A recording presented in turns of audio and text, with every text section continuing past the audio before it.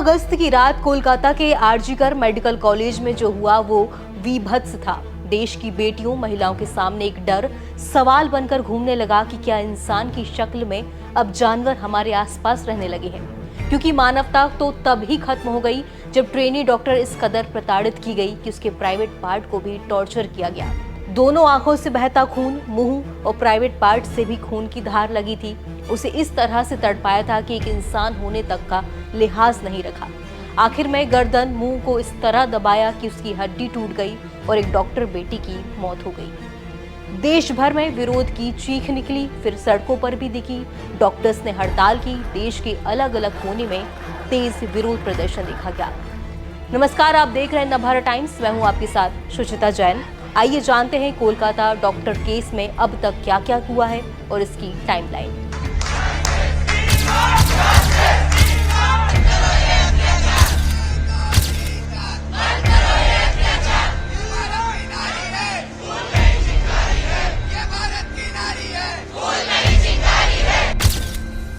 नौ अगस्त को कोलकाता के RG Kar medical college में ट्रेनी डॉक्टर के साथ दुष्कर्म के बाद उसकी हत्या कर दी गई। उसकी अर्धनग्न हालत में बॉडी कॉलेज के सेमिनार हॉल में मिली। दोनों आंखों, मुंह और प्राइवेट पार्ट से खून बह रहा था। गर्दन की हड्डी भी टूटी हुई थी। पुलिस ने केस दर्ज किया। देश भर में रेजिडेंट डॉक्टर्स ने हड़ताल शुरू कर दी। 10 अगस्त को सीसीटीवी फुटेज के आधार पर आरोपी संजय रॉय को गिरफ्तार किया गया। उसने रेप और हत्या की बात कबूल की और मां बाप को शव देखने को मिला। रेजिडेंट डॉक्टर्स ने मेडिकल स्टाफ की सेफ्टी के लिए कानून बनाने और घटना की सीबीआई जांच के लिए प्रदर्शन तेज कर दिया। 12 अगस्त को आरजीकर मेडिकल कॉलेज के प्रिंसिपल ने इस्तीफा दे दिया। इसके बाद दूसरे कॉलेज में उनकी नियुक्ति की गई। कलकत्ता हाईकोर्ट में सीबीआई जांच की मांग को लेकर याचिका लगाई गई।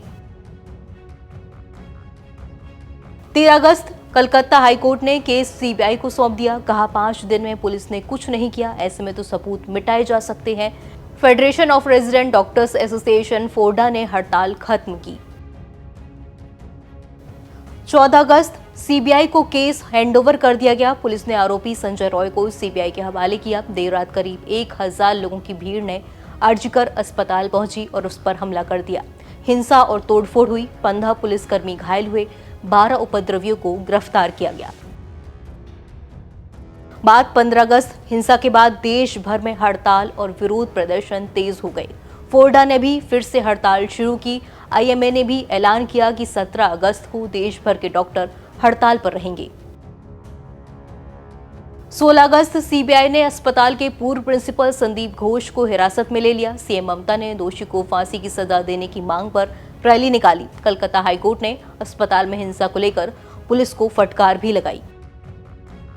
17 अगस्त आईएमए के कहने पर देश भर के डॉक्टर्स ने हड़ताल की। सिर्फ आईसीयू और इमरजेंसी सेवाएं चालू रखी गई। अब बताते हैं कि सीबीआई इस केस में अब तक कहां पहुंची है। दरअसल कलकत्ता हाईकोर्ट ने 13 अगस्त को ये मामला केंद्रीय जांच ब्यूरो को सौंप दिया, यानी कि सीबीआई को सौंप दिया। हाईकोर्ट का ये फैसला पश्चिम बंगाल की मुख्यमंत्री ममता बनर्जी की पीड़ित परिवार से मुलाकात करने के एक दिन बाद आया था।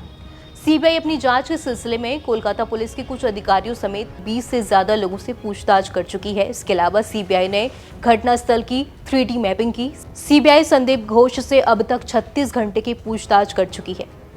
सीबीआई ने संदीप घोष की कॉल डिटेल्स और चैट को भी खंगाला। सीबीआई ने न्यूज एजेंसी पीटीआई को बताया कि उन्होंने पूर्व प्रिंसिपल से कई सवाल पूछे, जैसे कि वो 8 और 9 अगस्त की रात कहां थे जब डॉक्टर का रेप और मर्डर हुआ। उन्हें घटना की जानकारी किसने दी और खबर मिलने के बाद उनकी पहली प्रतिक्रिया क्या थी। संदीप घोष से पूछा गया कि उन्होंने पीड़ित के परिवार को घटना की जानकारी देने का निर्देश किसे दिया, पुलिस से कैसे और किसने संपर्क किया। सीबीआई ने बताया कि घोष कुछ सवालों के जवाब देते हुए उलझ गए थे। पूछताछ के लिए सीबीआई ने नई दिल्ली से 2 साइकोलॉजिस्ट को भी बुलाया। वहीं बीते शनिवार को सीबीआई की एक टीम दक्षिण कोलकाता के शंभुनाथ पंडित स्ट्रीट पहुंची, जहां पर मुख्य आरोपी संजय रॉय किराए के मकान में रहता था। एजेंसी ने उसकी मां से उसके हालिया ठिकाने के बारे में बात की। एजेंसी ने उन स्थानों का नक्शा बनाने की कोशिश की जहां बलात्कार और हत्या के दिन आरोपी गए थे। उन्होंने उसके दोस्तों, डॉक्टर्स और पुलिस अधिकारियों से भी संपर्क किया जो आरोपी से परिचित थे। वहीं एबीपी ने सीबीआई सूत्रों के हवाले से लिखा कि अब तक की तफ्तीश में सीसीटीवी फुटेज में नजर आ रहा है कि आरोपी संजय रॉय गुरुवार की रात करीब 11 बजे हॉस्पिटल आता है। वो अस्पताल पहुंचने के बाद करीब 30 मिनट अस्पताल में ही रुकता है। इस 30 मिनट में आरोपी संजय रॉय की मूवमेंट अस्पताल में नजर आ रही है। इसके बाद वो दोबारा देर रात 3:45 से 3:50 के बीच अस्पताल आता है और किसी मकसद से सेमिनार रूम के अंदर जाता हुआ दिखाई देता है। करीब 35 मिनट बाद वो सेमिनार रूम से बाहर निकल आता है। अब एक बार ये भी देखते हैं कि पोस्टमार्टम रिपोर्ट से कौन से बड़े खुलासे हुए हैं। एबनॉर्मल सेक्सुअलिटी और जेनाइटल टॉर्चर के कारण ट्रेनी डॉक्टर के प्राइवेट पार्ट्स पर गहरा घाव पाया गया। चिल्लाने से रोकने के लिए नाक, मुंह और गले को लगातार दबाया गया। गला घोटने से थायराइड कॉर्टेज टूट गया था। सिर को दीवार से सटा दिया गया जिसे चिल्ला न सके। पेट, होंठ, उंगलियों और बाएं पैर पर चोटें पाई गई। इतनी जोर से हमला किया गया कि चश्मे के कांच के टुकड़े उसकी आंखों में घुस गए। दोनों आंखें, मुंह और प्राइवेट पार्ट से खून बहता हुआ दिखा। चेहरे पर आरोपी के नाखून से बने खरोच के निशान मिले। इससे पता चलता है कि पीड़िता ने खुद को बचाने के लिए काफी संघर्ष किया था। इस मामले में सुप्रीम कोर्ट ने 18 अगस्त को स्वतः नोटिस लिया है। चीफ जस्टिस टीवाई चंद्रचूड़ की बेंच इस मामले में सुनवाई करेगी। बेंच में सीजेआई के अलावा जस्टिस जेबी पादरीवाला और जस्टिस मनोज मिश्रा शामिल रहेंगे। हमारी इस खबर में इतना ही। ऐसी तमाम खबरों को देखने के लिए बने रहिए नवभारत टाइम्स के साथ। नमस्कार।